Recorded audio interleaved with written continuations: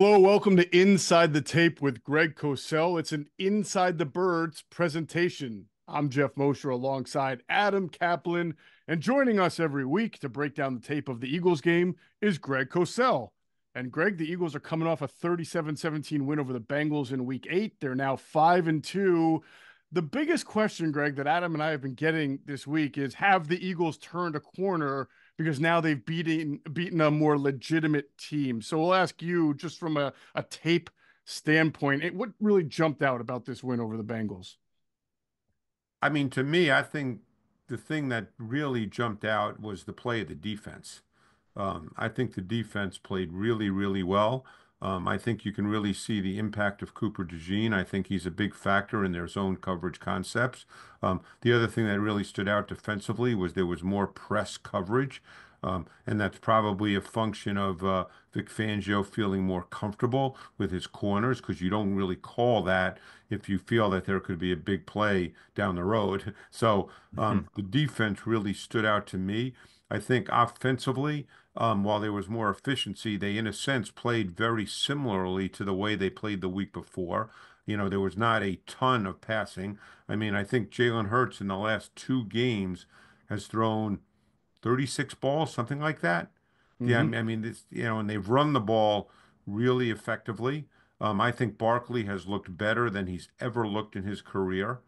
So, I think, and the O-line, that's the other thing that I would say really stood out, that we were potentially concerned about going into this game, Yep. particularly at left tackle, where Fred Johnson had to deal with a very good player in Trey Hendrickson. And I thought he did a phenomenal job in pass pro. They helped him at times, but it clearly wasn't the foundation of how they went about running their pass game. So Johnson did a really, really good job. So, there were a number, and I actually kind of charted it and timed it. I think there were four or five pass plays where Jalen Hurts had 4+ seconds in the Mm. pocket and there was no one around him. That's an Um, attorney in the NFL, man. yeah, Wow. Wow. Greg, one question about defense. For Patreon, we with our group with you, you answered a lot of questions, a lot of players, but one player we did not talk about. We haven't talked about him in a while, but he seems to be playing well.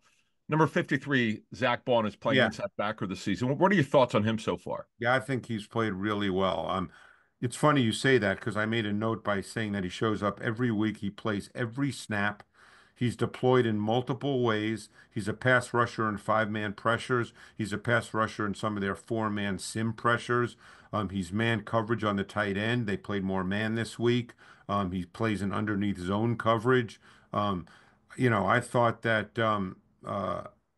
I think that for the most part, he's played really, really well this year.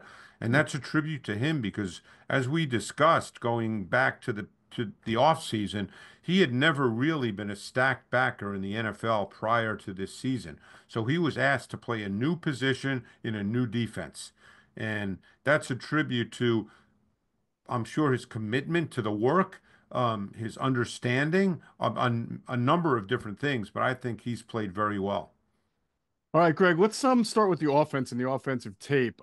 You mentioned Fred Johnson at left tackle, and of course, Tyler Steen making his second career Yes. start, first start of the year at right guard. So let's talk about, in general, what the tape showed about what these two were able to do. Was Fred Johnson helped a lot? Did he have to single block Trey Hendrickson a whole lot? All the stuff that we talked about last week in the pregame show. What did you observe? Yeah, I mean, I thought that, as I said, I thought Johnson played really well. I thought they showed a lot of confidence in him by starting the game by allowing him to block one-on-one. There's one thing, and I meant to mention this with our Patreon group the other night, but sometimes you can't remember everything. Um, I thought they did a really nice job with selective no huddle during this game. That was clearly part of their game plan, and I thought it was very effective in the pass game. Hurts was 6 for 6 for 92 yards, and he had the 7-yard zone read touchdown on the first third quarter possession. That was all out of no huddle. And I would think that that would be something that the Eagles would continue to do moving forward. Hmm. It's selective. You don't run it Sure. 30 times a game. But good teams do it selectively. And was really effective against the Bengals. So Greg, one of the things we had an issue with coming to the season is because we just didn't know is the depth on this football team. But Tyler Steen's a guy that I know that you'd said the previous game, yeah, I Yes, guess New Orleans game, you thought he played great. Steen, let's talk about him because he could be the future. They're hopeful that he'll be a future at the right guard, but Becton is starting over him. It hasn't been a lot so far, but from what right. you've seen from Steen, what's he look like to you this season? Well, I think he's looked very good. I mean, he's made some really good blocks climbing to the second level. Um, don't forget, he was a 4-year starter in the SEC at left tackle. So, it's not as if the guy does not have experience playing a higher level of college football. He was 3 years at Vanderbilt, 1 year at Alabama. And I believe that was his Alabama year was Young's last year, I believe. So, he's played at a high level in college. Um, they didn't believe, I guess, he was a tackle coming into this league. The question is, can he play tackle down the road? Who knows how much longer Lane Johnson will play? Would they see Steen as an option there, or do they see him exclusively at guard? I guess we're going to find that out down the road. But I think he's played really well. And as we've discussed, there are some. Um, you know, I'm not watching and charting every snap, so I can't sit here and say he's better than Becton, but I know there are some in the building who believe he is. So we'll see how that plays out. But he's played good football. So, Greg, when you watch the tape, the use of 12 personnel by the Eagles and Oh, good. also going under center, which we've talked about a lot. Eagles, I believe, went under center more this game than they have all year long. I know some of that got inflated by maybe 5 or 6 tush pushes, but in Sure. general, we saw more under center, between the 20s as well. So what did the both of those things do, the 12 personnel and going under Well, center? the under center hasn't been your point is correct, Jeff. It hasn't been as much as you might think. Like I don't view that as a big change in their offense. Hmm. Um, but they've definitely become a high percentage 12 personnel offense. Um, the question is, do they just not feel like that they have a quality third wide receiver? I mean, they don't right now. I mean, I know Aeneas Smith played 8 snaps this week. I loved him coming out. And when I say loved him, I didn't mean he should have been a top 20 pick. But for instance, I'll give you an example. I liked him more than the Corley kid out of Western Kentucky, who a lot of people really liked. They're Hmm. both slot receiver prospects. I liked Aeneas Smith more. So we'll see as we go forward, guys, and as Aeneas Smith gets more practice time, do they feel that he can become a third wide receiver? Because, the bottom line is, and none of this is personal when we talk about this, Dotson has given them nothing, and you can tell they're not really even interested in throwing him the ball. So, Hmm. the question is, do they feel Smith can become a viable third receiver who can play 25, 30 snaps a game and perhaps reduce the amount of 12 personnel they play? I think right now they feel their offense is best working out of 12 personnel. And don't Well, forget, their run game is still the foundation of what they do. one thing I would add, though, we were able to talk to someone who worked with Kellen Moore with Dallas, but this guy was from the defensive side of football, and he said, "Look, Kellen will call the game to what he's given. Right, If now, if we look at not just this year, last year in particular, they didn't really use the third receiver. Now, is it Jalen doesn't like he's not comfortable with it? right. We can't answer that, but the fact of the matter is the third receiver last year's has been like zero, like giving him nothing. So this is kind of what Greg, let's call it like it is. It's kind of what it looks like. It looks Maybe like it that's is. the way they're going to do it. Right. And there's no question that Jalen Hurts is extremely comfortable throwing to Brown and Smith. And, Yep. even more so than Goddard. So um, it just may be a comfort thing because the bottom line is when you're a coordinator and you basically just echoed this, Adam, and I'm agreeing 1,000% with what the person you spoke to said, is at the end of the day, you have to play to what your quarterback is comfortable with. Because the worst thing you want to do is start calling plays that when the quarterback gets the play from the sideline, he's like, oh man, that play, you Yeah, don't want to be sure. in that situation. You know, every coach and every quarterback, either Friday or Saturday night, they go over the call sheet again, and every coach will say to the quarterback, "Hey, is there something you really aren't comfortable with?" And quarterbacks will say, "You know what? I'm not comfortable with this, this, and this." And then good coaches take those plays out because you don't want to call something that the quarterback's not comfortable with. Yep.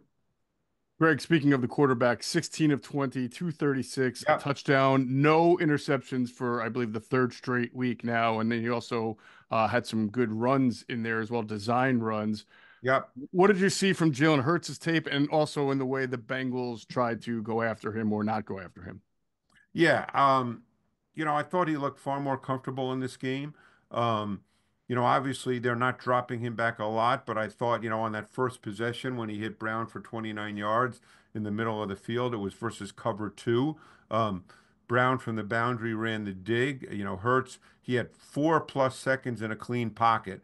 And that was a play, by the way, and it was first possession. They let Johnson block one-on-one versus Hendrickson, and he stoned him. And that Mm. was one of the reasons Wow. that Hurts had 4 seconds in the pocket. And in fact, I made a point in my notes. It was reminiscent of 2022 when Hurts seemingly played the whole season in clean pockets. Yeah. But that was a good throw because it was in the middle of the field. It was cover two. He obviously saw it, read it, and he knew where to go with the ball. And that got him off, I think, to a comfortable start.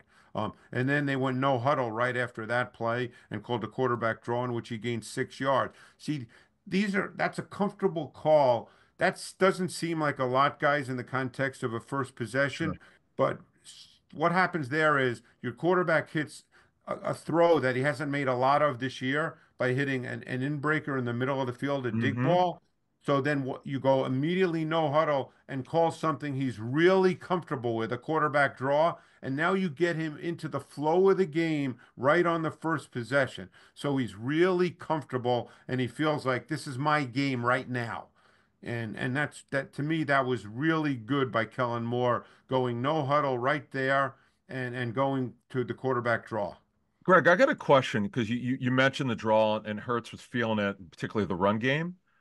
Would I, I would say like the last couple of weeks, particularly this past game, this might be the best he's looked running the football in a long time, and he really looks. Because last year we were concerned he had a knee injury, heavy legged, didn't look quite right. Doesn't he look healthy to you? Like he's running really well. Yeah, I mean, he's an interesting runner because he's not. I don't know if explosive would be the word you would use to describe him in the way you think of a Lamar or a Jane Sure. Daniels now. Um, but he's a powerful runner, and he's a little faster than I bet a lot of people think. But there's no question that running is a part of his game, and he feels very comfortable doing it. And you call it strategically, and I'm not talking about the tush push, obviously.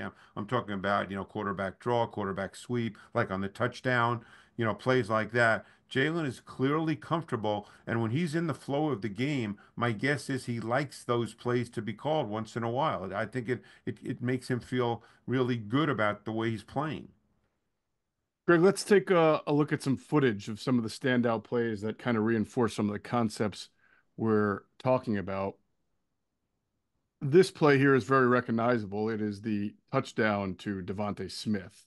I want to also sort of go on and show what happened up front and not just the obvious great play here by Devontae.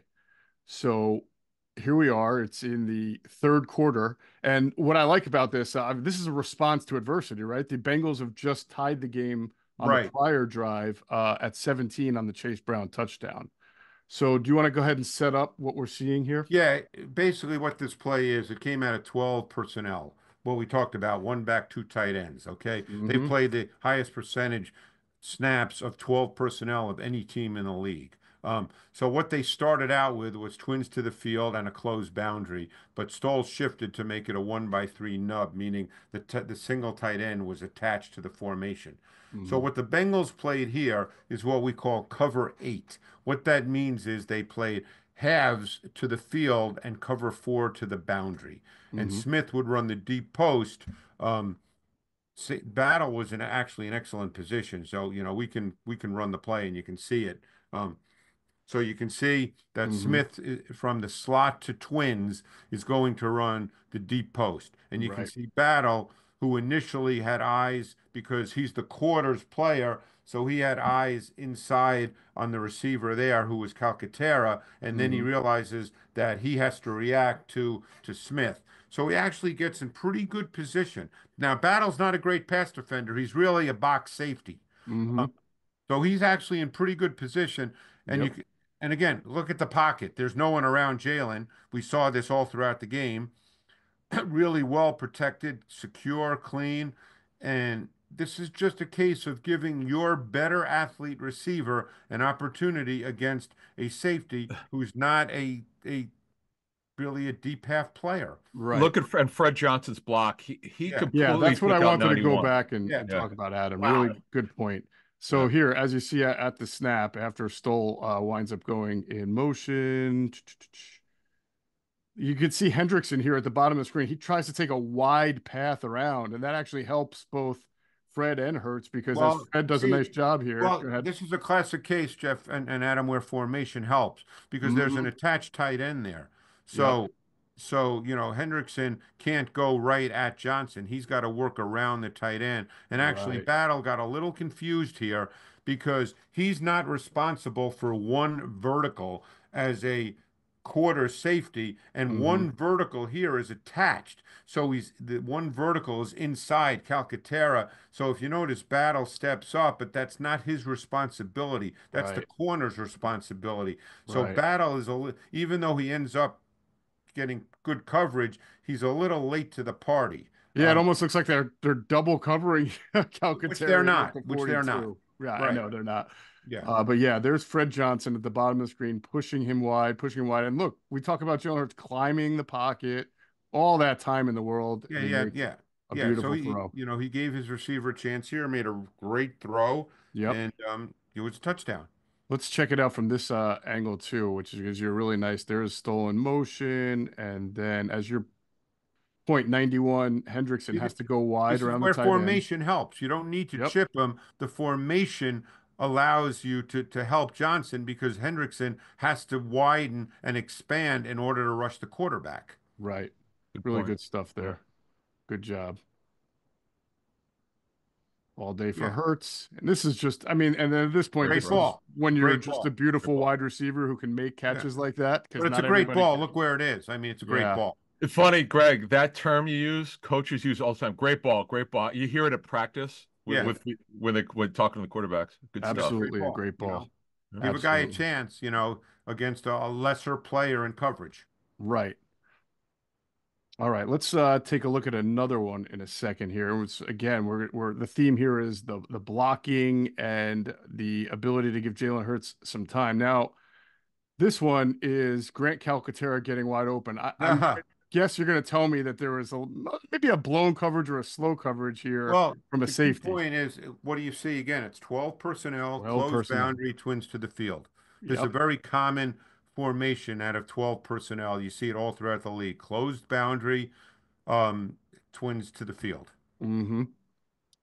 And then at the snap here, you can see the Bengals have the four down line or five linemen here. So it looks like they're coming. They do bring five. Now, the first thing we can focus on is Fred. Obviously Trey Hendrickson is working him, but as the play continues, Greg, you see him just put a lot of fight in there, and it allows Jalen to kind of navigate around the pocket here. He doesn't just give up on the second effort No, by no. Hendrickson. See, this is really good by Jay. This is the what you want to see much more of. Look, watch Instead his of eyes too. I like instead of this. fleeing the pocket, Yep. Yep. pocket movement, stay balanced, reset your throwing platform. Now, granted, the receiver's wide open, but again, Yep. if you're just evaluating Jalen isolating on the Hmm. quarterback, he did a terrific job right here. Right. Now, they busted the coverage here. Now, yeah, real quick before we get into that, how many times have we seen this where Jalen feels that pressure or sees it and then runs way far outside the pocket? And here But Hmm. he you did know what not. I love here? Mm-hmm. Again, I love the route concept. Look at the spacing of the routes, okay? Yes. I was going It's to mention four that. Yeah. man, it's tremendous spacing, okay? They're playing a zone concept. Well, I don't know if it's a zone See, concept. I thought it was man. At this point, I'm thinking cover one man and the safety here, Von Bell, just completely loses sight, Well, perhaps, it's of possible. Calcaterra? It's possible. It's Because if you when they pause it bust here, like it looks like because everybody else everything is in else man looks like coverage. man. So I don't know if Bell should have stayed with Calcaterra. It Mhm. looks like he should have. It looks like this was probably cover one, and he Right. should have stayed with Calcaterra. Yeah, because everybody else seems to be in a Everybody else is playing man man. on man. Right. Right. And so, yeah, throw right up the middle. And look, he is throwing off his back foot a little bit, but still makes a He, nice throw. the Great key here is throw. he maintained his downfield focus. That is so important at that position. Absolutely. Didn't drop his eyes, kept his head up and downfield. There you Yep. go. See, And and I this just, is and guys, this is a great example of a quarterback helping his O line. yep. See, this is not a bad block by Johnson, okay? Mm-hmm. So now your quarterback, this is what a quarterback should be doing. Just slide to your left, reset your platform, and deliver the football. Find the That's space to throw. Yep. right. So a That's lot of quarterback play. definitely saw a lot of that from Joe Burrow, who had gotten moved off his mark quite a bit in this game. Yeah, that's what you should be Here's the doing. end zone shot. Here we go. Here's the end zone And shot. they're letting Johnson block one-on-one here. Yep. That was the other point I wanted to make. Another one-on-one. I On had on thought a deep watching it, they helped him, but they really didn't help him that much in this game. no, and this is a deeper drop, Jeff. So Yep. this is not a quick timing throw. Look at that. He's off balance and he's just trying to give as much as he can. Ooh. And then there Hurts helps him. I And didn't realize how close. Yeah, nice yeah, job. he might have been able to get called for holding, but I don't think that's bad. That's, that's ticky tack. So Now, good again, job. Calcaterra is wide open, but that's the way the play played out. That's Absolutely. That's the way you see it, you throw Got it. to How make many the times, throw. Greg, did we Gee. say, how Yeah. many times did we say it was there, but the right, throw wasn't? Well, in this case, it was there. Yep. Yep. right. And the throw And by was the made. way, that was a no huddle play. That came right after a Smith 15-yard completion. They Right. went no huddle. So there's another example of no huddle being effective. All right, last one. I just want to show you on the first drive here. Lane Johnson does an unbelievable job of blocking two guys in one play. So it's really we'll just focus on him. It's Hurts feels the pressure. You could see that they blitz not only the nickel right here and the linebacker, which by the way sort of reminded me what Kansas City did to Hurts last year a lot with McDuffie. Right. And then he has to kind of there's nothing there. He's got to kind of run, but he gets 7 yards. But really, I just want to show you guys the end zone angle to show you. Let's focus here on Yeah. Lane Johnson. Okay. Now, Greg, is his responsibility has got to be both the outside rusher as the outside tackle, right? And the inside guy here? His responsibility is the defensive end right in front of him. It's Hubbard. Okay. Who's supposed to pick up the So outside? now here's what we don't know. And Uh-huh. I'm being honest with you, I don't know. When Okay. Hubbard goes, is that Hubbard? 94 is Yes. Hubbard, I think. Yeah. So when he goes inside, I Mm-hmm. don't know if Lane's supposed to go with him based on because go back to the beginning. Mm-hmm. Let's see. Sometimes protections are tough, if you don't know Yeah, the no, I ball. get it. You don't know who. Yeah. But All right. here's the deal. He does block the So guy in now, front of him. so Mhm. now, here's the situation. They're actually pulling the guard in this protection. So Yep. the right guard here, Steen. Steen, is actually there. It's a gap scheme run action look. Okay, Right. so they're pulling the guard who's responsible for the widest defender opposite. Okay, Yep. it's gap scheme play action.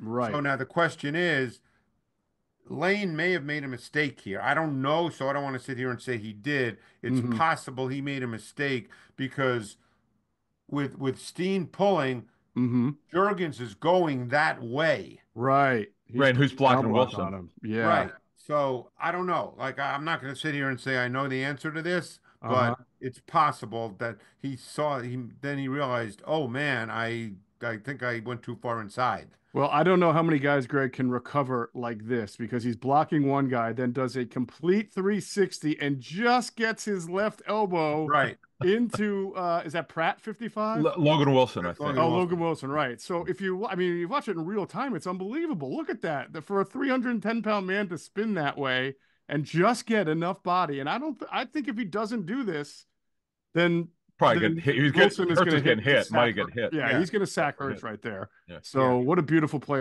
by Lane Johnson. Even if he did make a mistake, that's what you call a good recovery, right? Good ball, good recovery on Oh, that exactly. by Lane Johnson. Freak athlete is Lane. Wow. Absolutely. All right, let's talk about the defense now, Greg. That we Yeah. went through the offense. You said a couple of things jumped out at you on defense, and I wanted to ask you because we've talked about seeing more cover two in the past weeks, which is what Vic likes to do, quarters, two safety, high. What did you observe about his coverage? You mentioned more man coverage this game, right? And press coverage? I thought they played more snaps of press man. I thought basically that two high concepts and cover one were the foundations this week. That's what they played. Two high concepts and cover one. And, I thought they played really, really well. Right. How But it about, was it go was a ahead. really odd game for the Eagles defense because the Bengals only gained 280 yards of total offense, which is not a lot in the NFL. Yet they were 10 for 13 on third down. So it's kind of a weird game. Yeah. And the first two series, man, did they move the I football? mean, that first drive took about an hour and a half. Yeah. I know the poor Eagles can't score a point in the first quarter, and this time they're like, guys, we only had 5 plays in the first quarter. Yeah, this time they didn't get the ball till there were like 4 minutes to go in the first quarter. Yeah.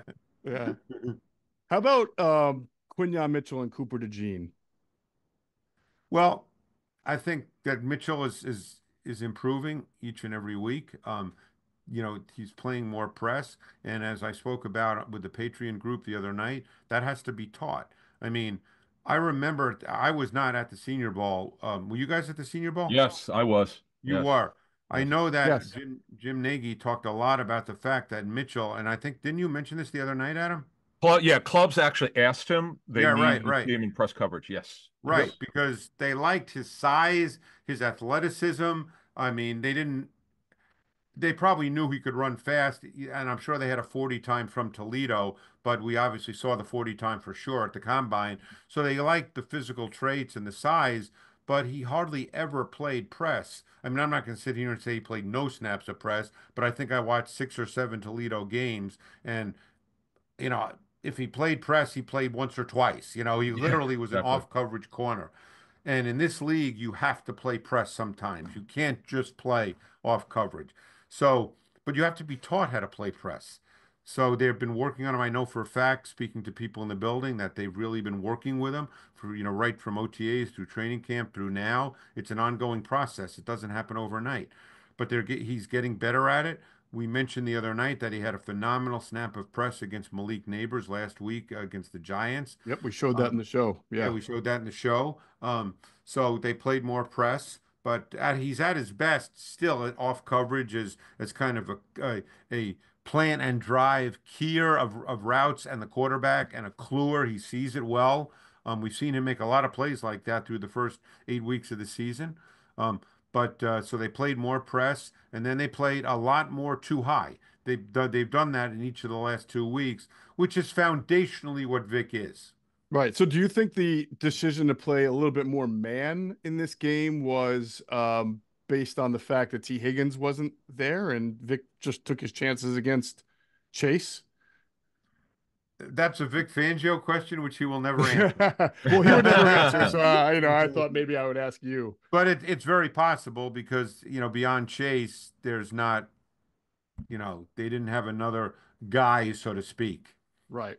you How know. about how about the D line? Obviously, just one sack split between Nolan Smith and Milton Williams. I think there's an argument to be made about the Bengals having quick game, about Joe Burrow escaping a couple of. So it's not like there was no pass rush, but I will also say it didn't look to me, and I'll ask you if the pass rush has been as tenacious as the last 2 weeks.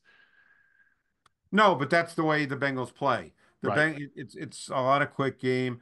Burrow has as good a sense of timing and rhythm as any quarterback in the league. You know, if you're not getting them in a lot of long yardage situations, then the ball's going to be out.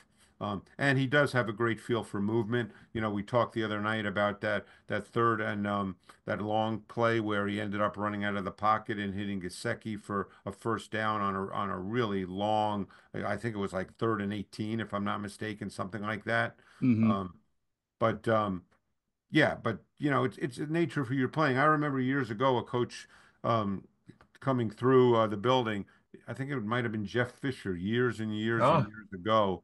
And he stopped into the office. Jaws was here. I was here. We were watching tape, and we happened to be watching Tom Brady at the time. And um, we just got into a conversation, and Jeff Fisher said it's a waste of time to blitz him. You're not going to get there. The ball's going to be out. So some quarterbacks, you don't feel like, you don't want to blitz, and pressure sometimes doesn't get there Right. because the ball gets out. Well, then One maybe one that's thing, another reason for the man coverage. You want to be a little tighter if you know the You want to ball's be going to tight. come We've out talked right yeah, about away. that. make them You hold on know, to it a yep. little bit, maybe. Yeah. Yeah. One thing before we get to the tape here, just the back end of the defense, Greg. We know at times early in the season it was kind of up and down now, but with DeJean now as a starting nickel, and we'll get into his usage and stuff. You mentioned Mitchell, the safeties and everything else.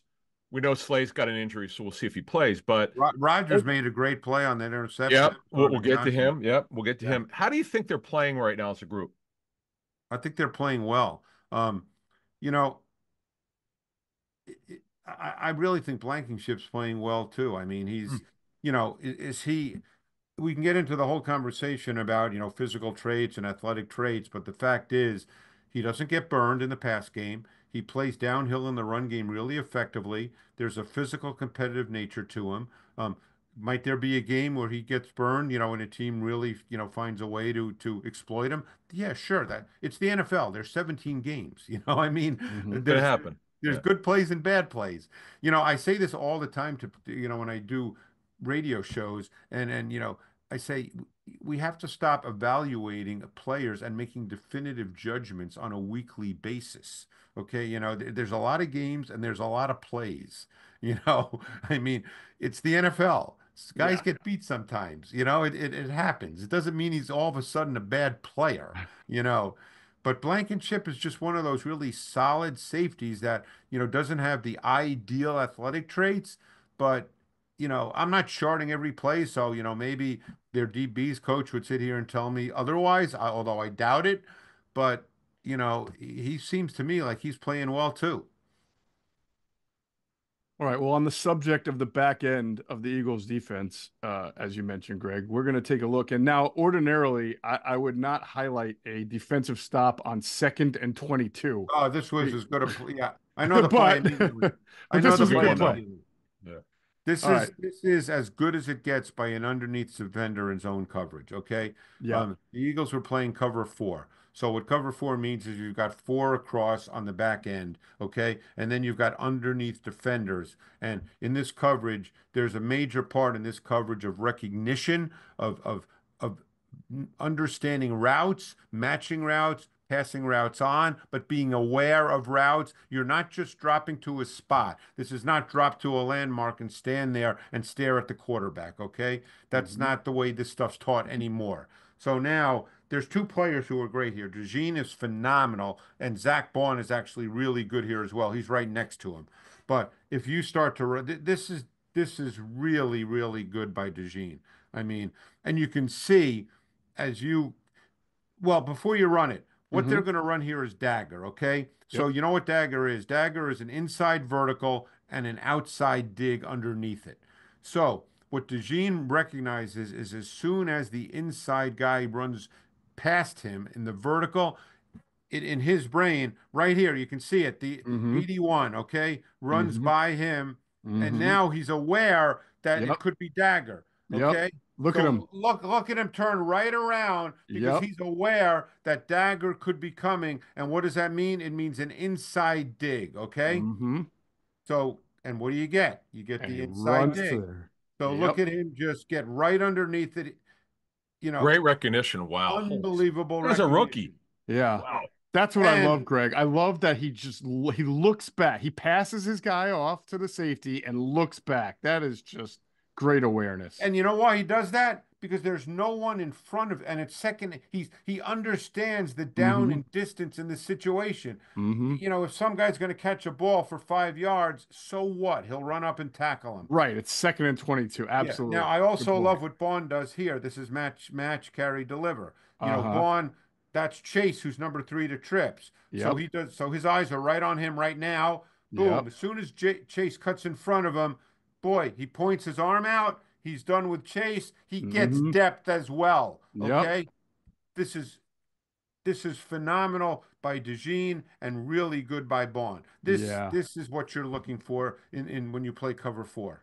Yeah. And by the way, if DeJean or Vaughn don't do this and mess up, they get first down on this. I mean, look at Slay. Slay trips True. right Play Yeah. here. trips.